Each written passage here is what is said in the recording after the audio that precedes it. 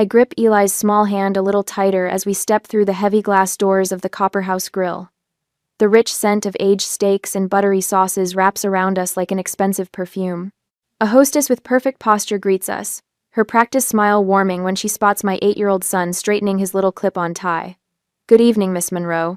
Your family is already seated." My heart does a small flip. $600, that's what it costs to secure this corner table for my parents' 45th anniversary. $600 from my marketing job salary that already stretches too thin between mortgage payments and Eli's school needs.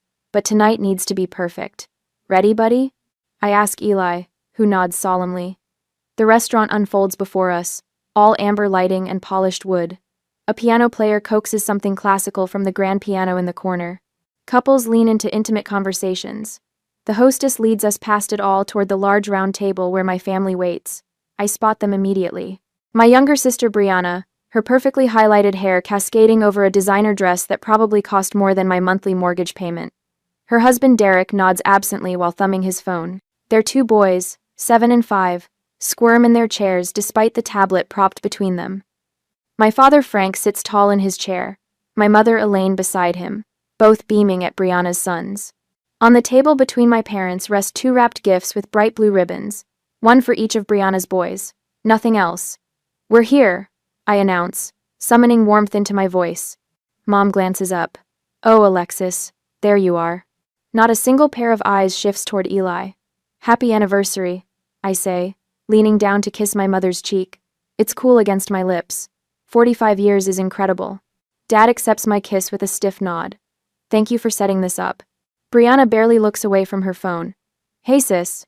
I help Eli into the empty chair beside me, watching as he carefully smooths his napkin over his lap like I taught him. His dark eyes dart around the table, taking everything in. I can tell he notices the gifts. The absence of acknowledgement. "Eli picked out cards for both of you," I say, nudging my son gently. He reaches into his little suit pocket, producing 2 handmade cards with careful crayon drawings. "Happy anniversary, Grandma and Grandpa." Mom takes them with a distracted smile. "That's nice, dear." The cards disappear into her purse without being opened. "Alexis, be reasonable. Your sister needs this more." The memory of my mother's voice slices through me, sharp and familiar. How many times had I heard those words growing up? When Brianna needed the new coat more than I needed winter boots. When Brianna deserved the last piece of cake because she'd had a hard day at school. When Brianna required my college fund because her wedding venue had to be perfect. It's a pattern I've never broken. Even now, with Eli to raise on my own after his father walked out, I still send Brianna money when she calls with her latest crisis. Still show up to every family function, hoping that this time will be different. Still wanting, for Eli's sake, just one perfect family dinner. A waiter appears with leather-bound menus. I watch Eli's eyes widen at the fancy script, his finger carefully tracing the descriptions of each dish. He pauses at the shrimp pasta, his favorite meal for special occasions. "Would anyone care for appetizers?" the waiter asks.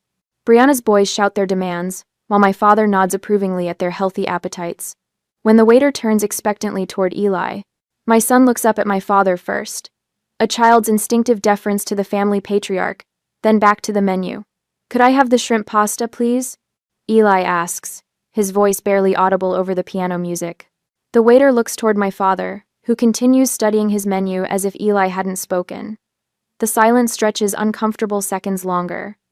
Then Brianna smirks, not bothering to look up from her phone. "We didn't order for him." My breath catches.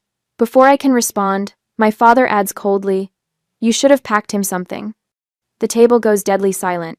Even Brianna's boys stop squirming, sensing the sudden tension. Eli shrinks in his chair, his eyes dropping to his empty plate. His small shoulders curve inward like he's trying to disappear. I feel something crack inside me. Not dramatically, but with the quiet finality of ice breaking on a winter lake.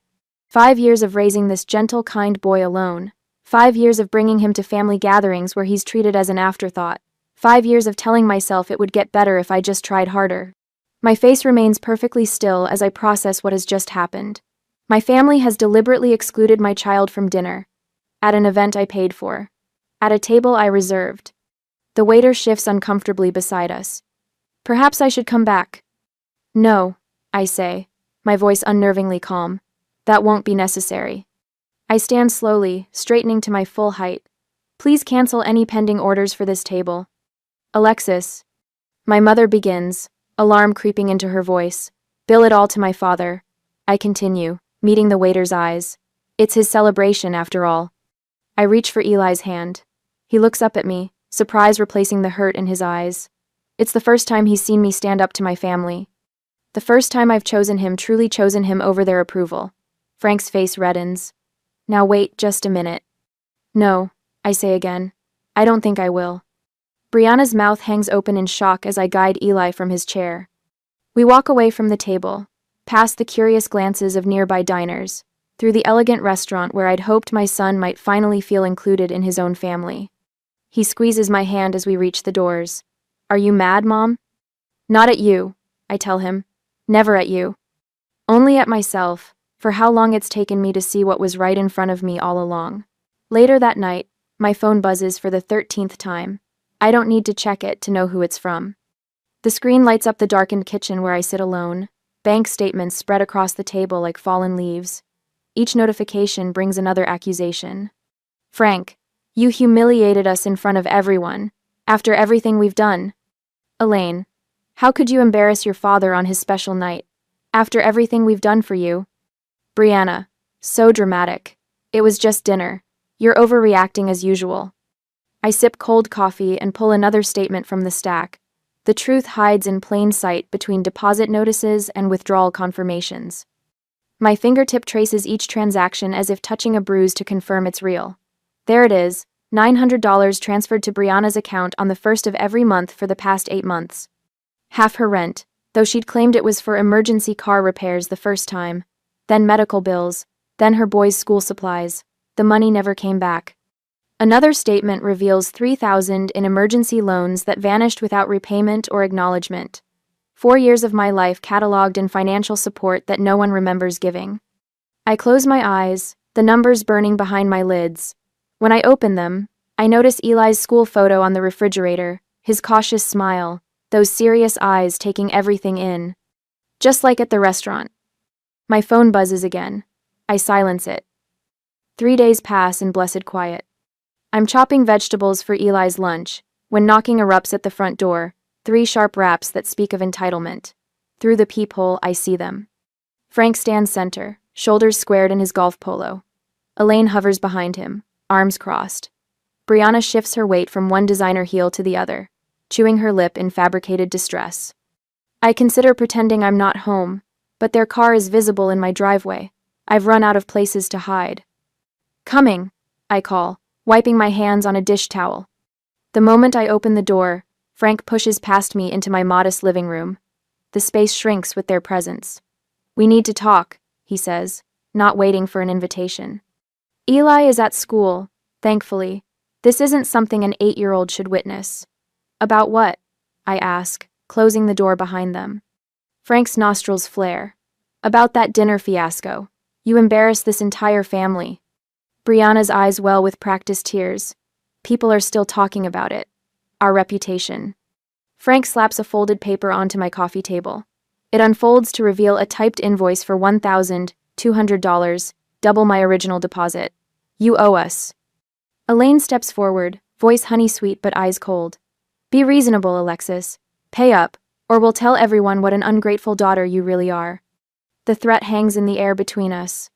I feel that familiar urge to cave, to write a check just to make them leave, to buy another few weeks of peace. Instead, I say, excuse me for a moment. I need to make a call. I step into the kitchen, my hands steadier than I expect as I dial. Aunt Carla? It's Alexis. Could you and Uncle Ray come over? Right now? It's important. 20 minutes of frosty silence later, the doorbell rings. Ray and Carla enter like reinforcements in a battle I've fought alone too long. Ray's 6'4" frame and quiet dignity make Frank straighten slightly.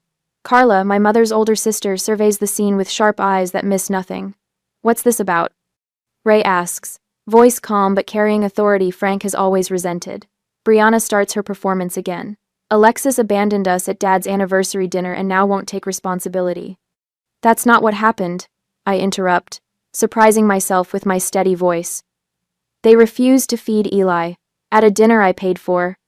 Frank steps toward me, finger pointing. You listen here. Back off, Frank, Ray says quietly, not moving, but somehow placing himself between us. Carla perches on the arm of my sofa. I've watched this pattern for decades. You've always favored Brianna. Always expected Alexis to sacrifice without complaint. That's ridiculous, Elaine sputters. Is it? I walk to the dining table and return with my stack of statements. I've been paying half of Brianna's rent for 8 months. $1,800 a month, and I've covered half. That's $7,200. Brianna's face pales slightly. Emergency loans that were never repaid. I flip through more pages. Free babysitting for her boys while she and Derek take weekend trips. Emotional support that's never reciprocated. My voice gains strength with each word. This ends today. Carla nods. When's the last time anyone helped Alexis? When she was divorcing Jason? When Eli had pneumonia last winter? When her car broke down in July? Silence settles over the room. Frank stares at the floor. Elaine examines her manicure. Brianna swallows hard. That's what I thought, Carla says.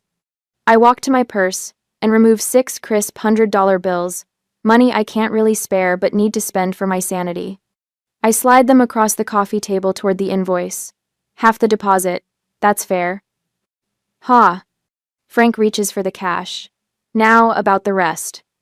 The rent payments to Brianna stop today, I say, voice level despite my pounding heart. And I've documented everything, every transfer, every text begging for money, every promise to pay me back. If anyone wants to talk about who's ungrateful, I have receipts. Brianna's false tears dry instantly. You can't do that. I have bills. So do I. I gather the statements and return them to their folder. We're finished here. Frank sputters objections, his face flushing dark red.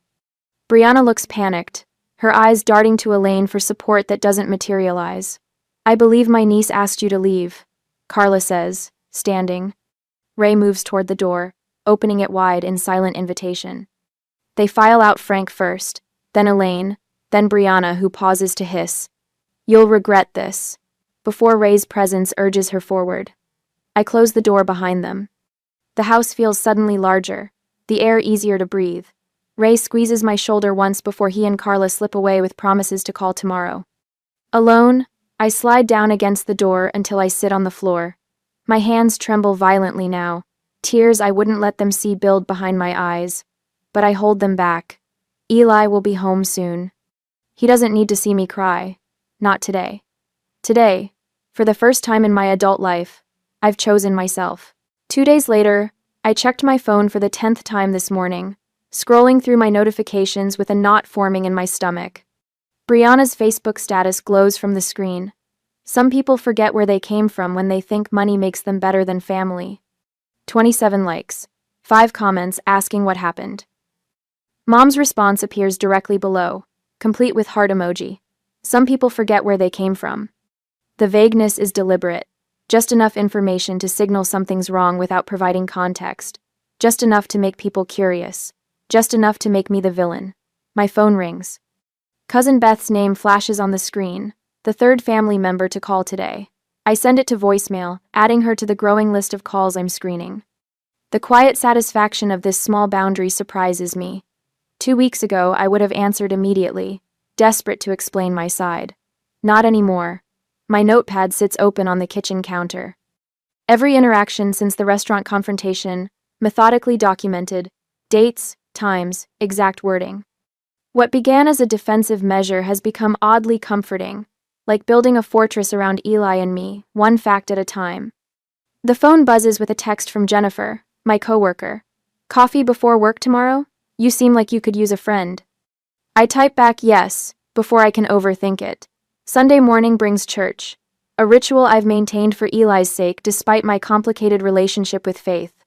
We slip into our usual pew, and I immediately feel the weight of stares. Mrs. Rollins leans toward her husband, whispering behind her hymnal. Their eyes dart my way, filled with concern that feels nothing like compassion. Are you okay, Mom? Eli asks, noticing my white-knuckle grip on the program. I force my fingers to relax. I'm fine, buddy. Later, in the fellowship hall, I overhear Elaine's friend Patricia, having mental issues since the divorce. Such a shame for that little boy. I guide Eli toward the door without comment. Another note for my documentation when we get home. Tuesday afternoon brings my second therapy session. Dr. Winters sits across from me, her silver-framed glasses catching the light as she reviews my notes. "This is excellent documentation, Alexis," she says, tapping the notebook. "Most people don't think to record these interactions." "I need to remember exactly what's happening," I explain. "Sometimes I doubt myself." "That's common with long-term family patterns," she nods. "You're establishing boundaries many people never manage. How does that feel?" I consider the question carefully, like putting down something heavy I didn't realize I was carrying. Thursday evening finds me pushing a cart through Sunridge Market, Eli beside me reading items from our shopping list. We turn into the baking aisle, and my body tenses before my mind fully registers why. Brianna stands near the flour, her phone pressed to her ear. She spots us immediately. "I'll call you back," she says loudly, ending her call. Her eyes narrow as she approaches. "Well, if it isn't the family destroyer." Eli edges closer to me. I place a protective hand on his shoulder. "We're just grocery shopping, Brianna," I say quietly. "This isn't the place." "There is no right place when you're tearing a family apart over nothing." Her voice rises, drawing attention from other shoppers. "Mom's heartbroken. Dad barely speaks. All because you couldn't handle one dinner?" An elderly woman with a cart pauses, openly watching. A store employee glances our way.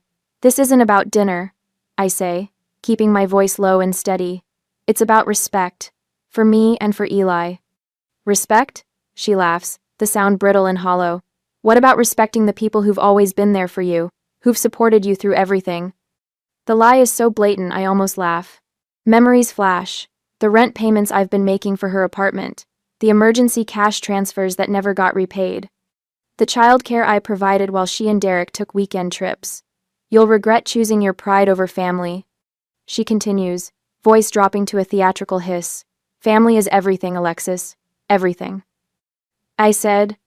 The old me would have apologized, would have found some way to smooth things over, would have taken Brianna for coffee afterward to talk it out, ending with me somehow apologizing for being hurt. Instead, I simply say, "Excuse us," and guide my cart around her. "Really? You're walking away?" she calls after us. I keep moving, Eli's small hand finding mine.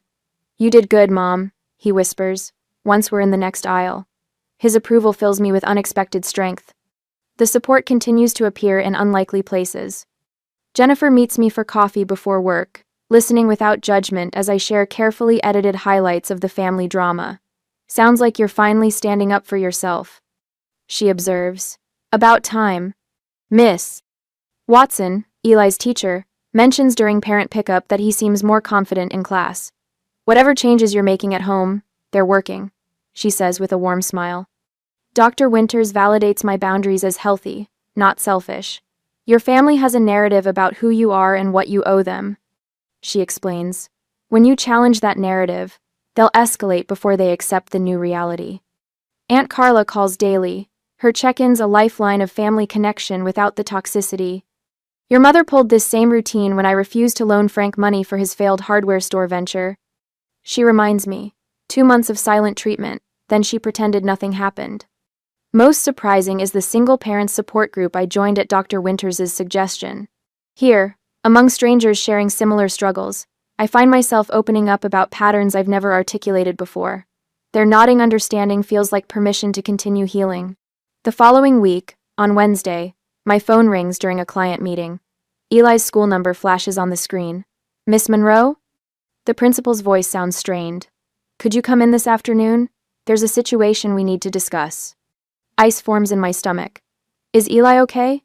"He's fine, but we've received a concerning report. It would be better to discuss in person."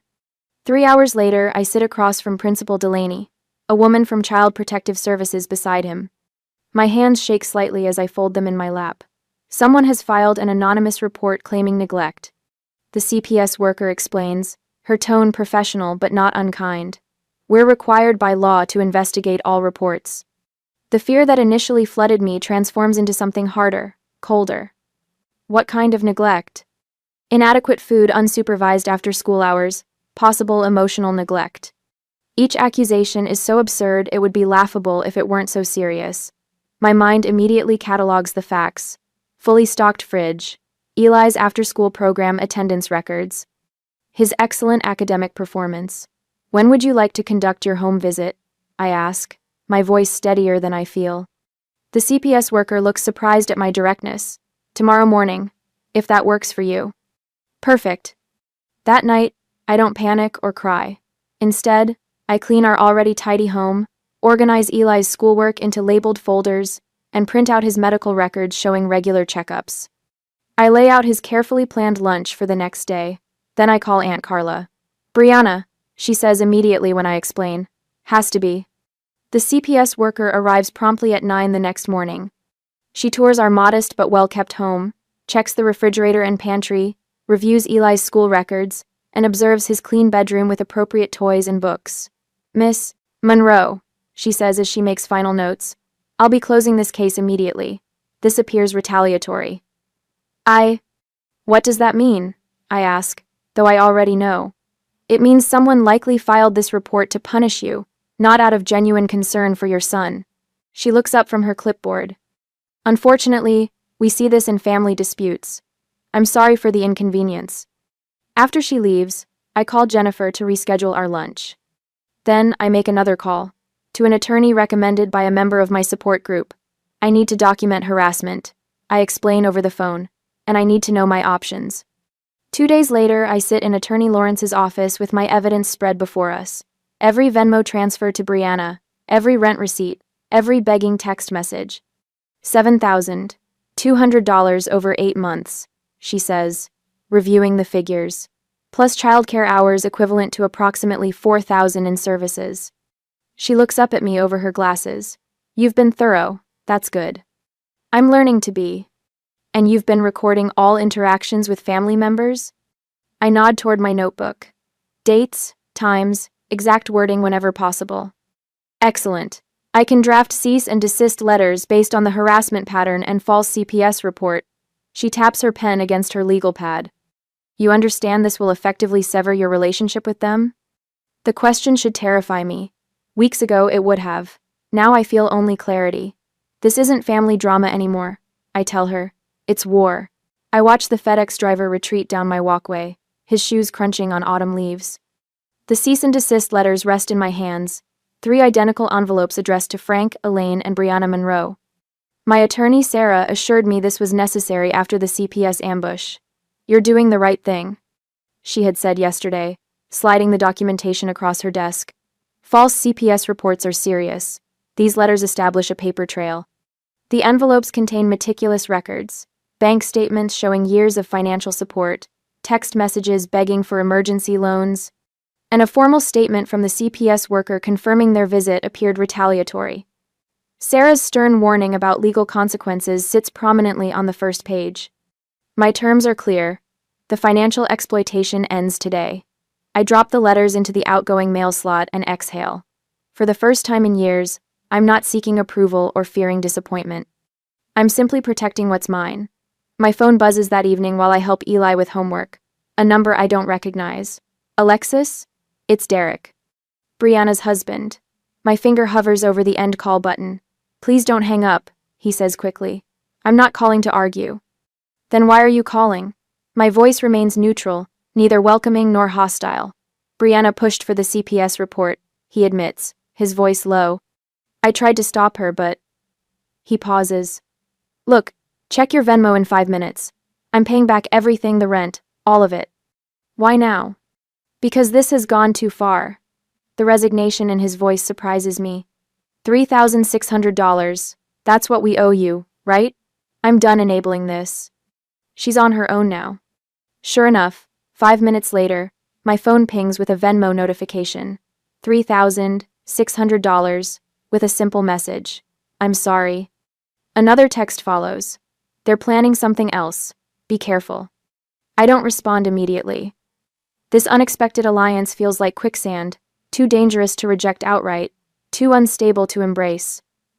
Instead, I screenshot the transaction and forward it to Sarah. Documentation. Always documentation. The weekend arrives with unseasonably warm October sunshine. Eli spends the morning at a friend's birthday party, giving me rare quiet hours. I decide to tackle the garage, a project I've avoided since the divorce. Physical labor feels right. A way to channel the storm of emotions into something productive. 3 hours in, sweat dampening my t-shirt, I unearth a shoebox tucked behind my old college textbooks. The sight of it sends an electric jolt through my body. This box came from my childhood bedroom during the hasty move after my divorce. I'd forgotten it existed. I carry it into the kitchen, my hands trembling slightly as I remove the lid. The scent of old paper and forgotten memories rises to meet me. School report cards with teacher comments about my quiet, helpful nature. A blue ribbon from a 5th grade science fair. A handful of photographs showing a solemn-faced girl standing apart from her beaming younger sister. At the bottom, a yellowed envelope. My mother's precise handwriting addresses it to my father. The date August 1988, 1 week after my birth, makes my heart stutter. I slide my finger under the sealed flap, which opens easily after decades. The letter inside is written on my mother's personal stationery, the pale blue paper creased and fragile with age. Frank. I wasn't ready for another baby. Not so soon after Brianna. I try, but I can't seem to bond with this one like I did with our first. When I look at Alexis, I don't feel that same rush of love. Sometimes I wonder if there's something wrong with me, or with her. She's so quiet, so watchful. Nothing like our Brianna. What if this never changes? What if I never love her the same way? Elaine. At the bottom, in my father's blockier handwriting, a response. She'll grow out of it. Just favor Brianna until then. Less pressure on you that way. The paper slips from my fingers, landing silently on the kitchen counter. 35 years of feeling like an outsider in my own family suddenly crystallizes into perfect clarity. It wasn't my imagination. It wasn't my fault. My exclusion wasn't something I could fix with more effort or understanding. It was by design. From the very beginning. I stare at the evidence of my mother's emotional rejection, a confession she never intended for me to see. The familiar ache in my chest transforms into something else entirely. Not hurt, exactly. Not even anger. Just a profound, overwhelming certainty. I reach for my phone and photograph the letter. Without allowing myself to hesitate, I send the image to my parents and Brianna. No subject line. No message. Just the evidence. Then I block all 3 numbers. My Aunt Carla calls the next afternoon while Eli plays in the backyard. Her voice carries a strange mix of shock and vindication. I ran into your mother at Safeway, she says without preamble. Elaine looked like she'd seen a ghost, white as a sheet. She kept muttering that you'd destroyed the family. I watch Eli through the kitchen window as he carefully constructs an elaborate fort from fallen branches. I didn't destroy anything, Carla. I just exposed the truth. Well, that letter's certainly done its work, Carla continues. Your cousin Melissa called. Apparently, your sister's been on a rampage, screaming at your parents about documented favoritism. A pause. Frank's blaming Elaine for keeping the letter all these years. I should feel something satisfaction, perhaps, or grief. Instead, I experience a strange weightlessness, as if I've set down a burden I've carried so long I'd forgotten it was there. People are starting to see through Brianna's narrative. Carla adds, that perfect family image is cracking wide open. After we hang up, I join Eli in the backyard. He's created an impressive structure, complete with a small entrance and what appears to be a lookout tower. Want to see inside, Mom? He asks, his face flushed with creative pride. When I nod, he leads me carefully to the entrance, pointing out features along the way. He pauses suddenly, studying my face with surprising intensity. You look different, he decides. Different how? He considers this seriously, head tilted. You don't look worried anymore. I squat down to his level, meeting his earnest gaze. I'm not worried anymore, I tell him, realizing as I say it that it's true. The tightness that's lived between my shoulder blades for as long as I can remember has finally released its grip. Family narratives shatter easily when exposed to light. Mine took 35 years to crack, but now that it has, I feel only the quiet strength of truth. The foundation beneath me feels solid for the first time in my life. I duck my head and follow my son into the fort he's built with his own hands, leaving the past where it belongs. The certified letter arrived on a Tuesday 2 weeks later. Official crisp white envelope with a prestigious law firm's embossed return address. My fingers trembled slightly as I sliced it open after sending Eli off to school. Notice of petition for grandparent visitation rights, the heading announced in bold. My stomach dropped as I scanned the formal legal language. Frank and Elaine, no longer mom and dad in my mind, were demanding court-ordered access to Eli. The document cited Arizona family law statutes and painted me as an emotionally unstable mother who was vindictively withholding their grandson from them. I sank onto the kitchen chair, the paper shaking in my hands. They were actually taking me to court. After years of barely acknowledging Eli's existence, suddenly they were claiming some deep bond that I was cruelly severing. Miss Monroe has exhibited increasingly erratic behavior, the petition claimed, including abruptly severing family relationships without cause, making unfounded accusations, and demonstrating an inability to maintain healthy familial connections essential to the child's well-being. The lawyer's name at the bottom was from one of Scottsdale's most expensive firms. Of course, they'd spare no expense now, when it served their image. For one terrible moment, fear gripped me like a vice. What if a judge sided with them? What if my son was forced into supervised visits with people who had deliberately excluded him, who had filed false reports against me? The thought of Eli being legally mandated to spend time with them while I waited helplessly outside made my chest constrict. Then there was the money. Attorney fees, court costs. How much would fighting this drain from Eli's college fund? From our stability? I called my attorney with shaking hands. She promised to review the documents immediately, but the hour until she called back stretched endlessly. I paced our kitchen, imagining worst-case scenarios where judges who didn't know us made decisions that would haunt Eli for years. When my phone finally rang, my attorney's voice came through calm and steady. "They have no case, Alexis. Arizona law won't support them." "You're sure?" I pressed, needing absolute certainty. Grandparent visitation in Arizona requires extraordinary circumstances. The court prioritizes parental rights unless there's clear evidence that severing the grandparent relationship would genuinely harm the child. She paused. "Given what you've shown me about their minimal involvement in Eli's life, plus the false CPS report, their case is laughably weak." The relief nearly buckled my knees, but as I hung up, anger replaced fear. This wasn't just another manipulation. It was a declaration of war against my son's well-being. I spent the weekend building my fortress. Every slight against Eli, every missed birthday, every dismissive comment, all documented chronologically in a massive folder. Bank statements showing thousands funneled to Brianna while Eli wore hand-me-downs. Text messages where I'd begged them to attend Eli's school performances, met with excuses or silence. And at the center of it all, that damning letter from 1988. The one where my mother had written to my father that she couldn't bond with this one, and his callous response to favor Brianna until then, the smoking gun that explained a lifetime of rejection. Monday morning, I called Eli's school and filed for a restricted access order. Only approved individuals would be permitted to pick him up or visit Aunt Carla, Uncle Ray, my close friend Jennifer. Frank and Elaine's names were conspicuously absent. "Is everything okay, Miss Monroe?" the principal asked, concern evident in her voice. "Just taking precautions," I answered. "There's a family situation being resolved."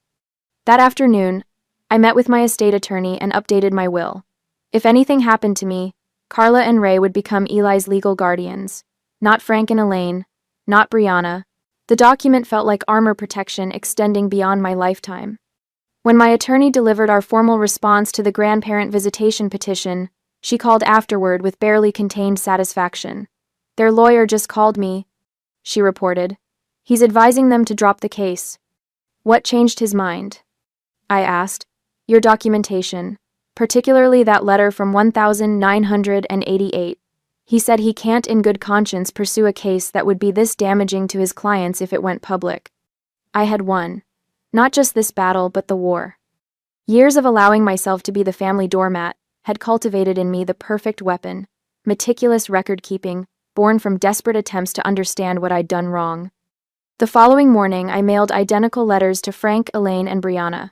1 page, 5 sentences. I have documented every instance of neglect, manipulation, and cruelty toward Eli and myself. I have shared this documentation with my attorneys and trusted friends with instructions to make it public if necessary. If you contact me or Eli again in any way, I will involve law enforcement and release everything. This is not a negotiation or a temporary boundary. It is permanent. That evening, I gathered every family photo containing Frank, Elaine, and Brianna. The frames emptied one by one as I fed each picture into the shredder, watching as smiling faces from holiday dinners and forced family gatherings disappeared into confetti. In their place, I created a new photo wall.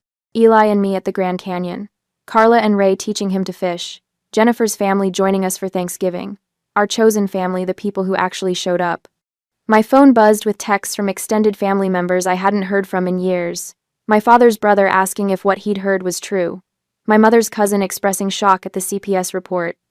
The power dynamics were shifting, the carefully curated family narrative crumbling. The following weekend, I booked a camping trip to Sedona. Just Eli and me under the stars, our first true just us adventure. As we packed the car, my phone pinged with a notification. One final message from Elaine. My finger hovered over the delete button. Part of me, the old Alexis, wanted to know what she had to say. What justification or plea or threat she was making now. I took a deep breath and pressed delete without reading it. Some messages don't deserve to be read. Some chapters need to stay firmly closed. Ready for an adventure, buddy? I called to Eli, who was carefully arranging his sleeping bag in the trunk.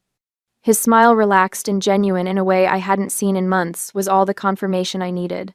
3 months later, the tent stakes sink into the rusty earth with satisfying thuds as I secure our temporary home. Sedona's magnificent red rock formations tower around us, catching the late afternoon sun like ancient sentinels on fire. Eli darts between the juniper trees, his laughter bouncing off canyon walls as he collects pine cones for our evening campfire. Mom, look at this one. He holds up a perfectly formed specimen, eyes bright with discovery. It's bigger than my hand. No phones chirping with accusatory texts, no family drama suffocating us like too tight clothing. Just open skies, fresh air, and my son's voice stronger and more confident than I've ever heard it. That's perfect for our collection.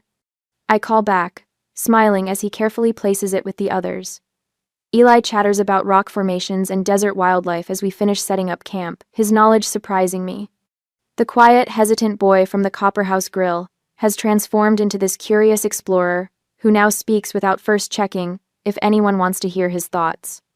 Our laughter echoes against the canyon walls as we race to fill the water jugs, playfully splashing each other at the campground spigot. His giggles uninhibited and free fill spaces in my heart I hadn't realized were empty. Later, our simple camp dinner feels luxurious compared to that sterile restaurant meal months ago. Flames dance in the fire pit while we roast hot dogs and marshmallows. Eli sits cross-legged on a flat rock, completely absorbed in the careful rotation of his marshmallow, determined to achieve the perfect golden brown. When he looks up, chocolate smeared across his chin, and graham cracker crumbs dusting his shirt, his expression turns suddenly serious. You seem happier, Mom. The words hit me with unexpected force. This observant child sees everything, always has. I exhale slowly, watching the flames. I am. 3 months ago, those same words might have been forced reassurance. Tonight, they're simple truth. The dynamic between us remains mother and son navigating the world together, but utterly transformed from that tense night at the restaurant. While Eli hunts for the perfect stick for another marshmallow, I find myself reflecting on the journey that brought us here. For years, I'd worn my peacekeeper role like a second skin, sacrificing my own well-being to maintain a toxic family harmony that never really existed. The guilt that once shadowed my every boundary-setting attempt has been replaced by something stronger, confident, self-advocacy. I no longer believe I'm selfish for refusing to be mistreated. The mantra that carried me through those final confrontations replays in my mind. We deserve respect, not just inclusion. My monthly therapy sessions have helped me process the family trauma without drowning in it. I've found friendship with other parents who understand healthy boundaries aren't walls but necessary protection. At work, the promotion I received last month reflects energy finally redirected toward my career, rather than managing family crises. Eli's teacher reported his grades improving alongside his confidence. And my relationship with Aunt Carla and Uncle Ray has deepened into something genuine, the family we've chosen rather than inherited. Last week, Jennifer from accounting stopped by my desk, her eyes red-rimmed from crying over her mother's latest manipulation attempt. How do you do it? She'd asked. Just walk away from family? I'd shared what took me years to understand. You can love people from a distance. Sometimes that's the most honest love there is. I gave her the number for my therapist, and the title of the book that helped me recognize generational patterns. Finding purpose in supporting others through similar struggles has become an unexpected gift. Morning arrives with pink gold lights spilling over distant mesas. Eli and I hike toward a viewpoint overlooking the valley, our breathing synchronized in comfortable silence. Standing here, I realize my body feels different, shoulders relaxed, spine straight, breath coming easily. Eli reaches for my hand naturally as we pause at the overlook, trust fully restored between us. "Mom?" he asks, squinting into the brightening sky. "Yes, buddy?" "I like our family better now." I squeeze his small hand in mine. "Me too." The simple truth settles between us. Family is what we build, not what we're born into. As the sun crests the horizon, mother and son stand silhouetted against the dawn sky, walking together toward a new horizon neither of us could have imagined 6 months ago.